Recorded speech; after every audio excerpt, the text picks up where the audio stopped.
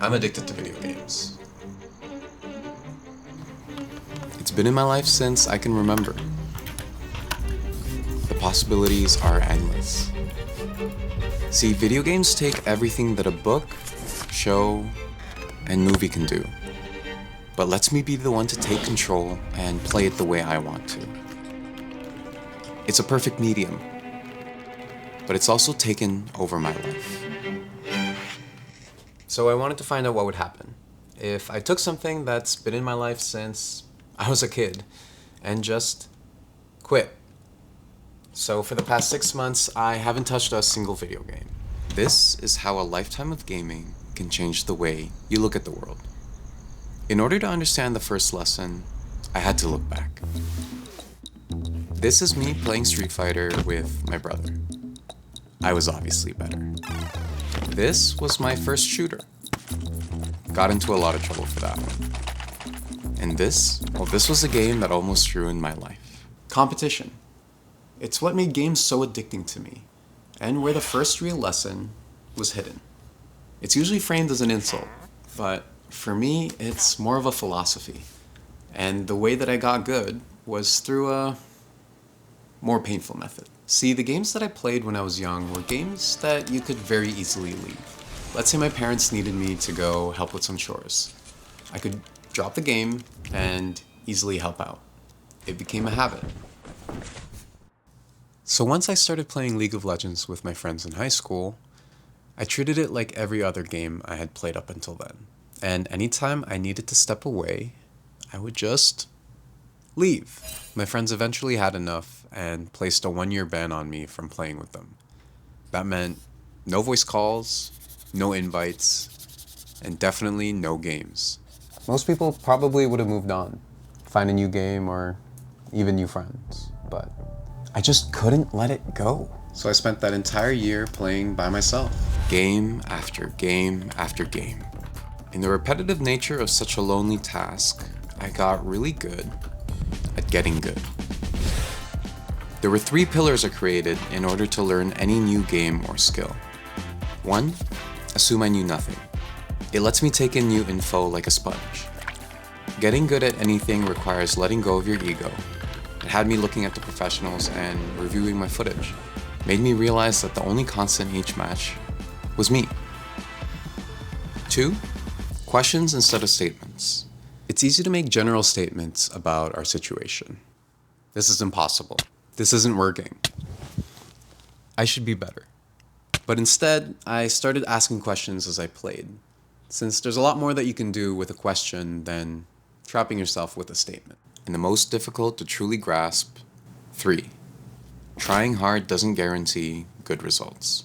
We could try hard at something for years and still end up at the same place.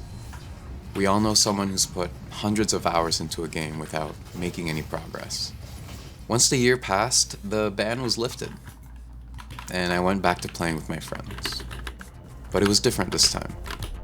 Sure, I got good and stopped leaving midway, but I also stopped playing for fun, and instead kept obsessing about proving that I was better. I didn't know how to do that in my life yet, but in a game, it's so much easier to measure my improvement. I felt my confidence go up along with my rank, and the clarity was intoxicating. It was also where things started to get a lot worse. I started playing scared, and it was the quickest way for me to stop improving, and held the next lesson for my own life. The mechanics of failure are built into the fabric of video games. All the things that stopped me from taking risks in my own life wasn't even a challenge in a game. If I couldn't afford to fail, a video game highly encouraged it. Extra lives became a safe way to learn properly.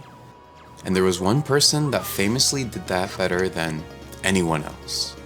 This is Faker, the greatest esports player of all time. He could pull things off that no one would have dreamed of, and his secret weapon was the limit test. Deliberately making a risky play to find the boundaries of what's possible. To everyone else, it looks like a mistake. But in a game, you have extra lives, so If it works, you pull off the impossible. If it doesn't, you lose everything. Either way, you learn. But in order to stretch my limits, I needed to know exactly what resources I could put to the test. I needed to understand the fuel that would allow me to be able to take more risk. There's a resource in every game, the life force of every character. The thing that depletes once a special action is made. Mana. It's a key aspect of any game. Properly manage what you have or run dry when you need it most. Managing mana and resources is what separates a pro from someone just mindlessly mashing buttons. And the lesson that I learned from gaming that actually changed how I function? Realizing that I had mana too. Every day I start with a certain amount. Each action costs mana. Doing the dishes? Takes a bit. Working on something I actually care about? A lot. But gaming?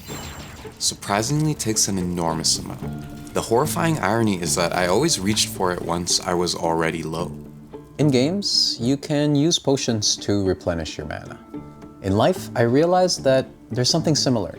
It just looked different. It was obvious once I started to look for it.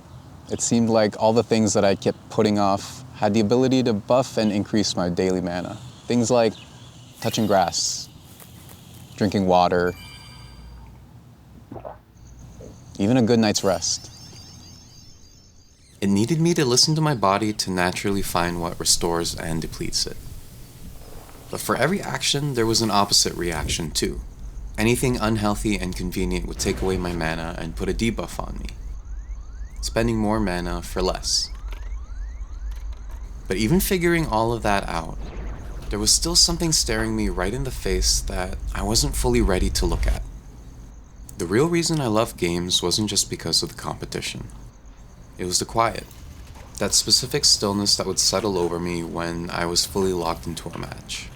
No spiral. No weight of the things I wasn't doing. No noise.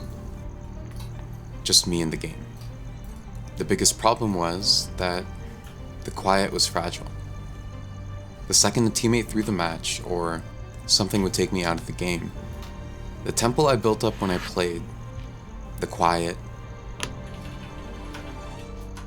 the silence, the flow,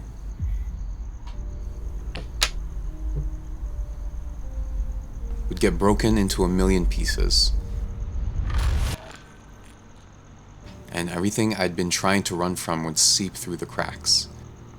So I needed to blame the teammate, find a new game, but lose the quiet just as quick. Also, I wouldn't have to face the noise making its way in. Do that over and over for years. I was left with two choices. Keep doing what I've been doing, or stop. So I did the exact thing that games taught me all those years ago. I left. Not just ranked games, but all of them.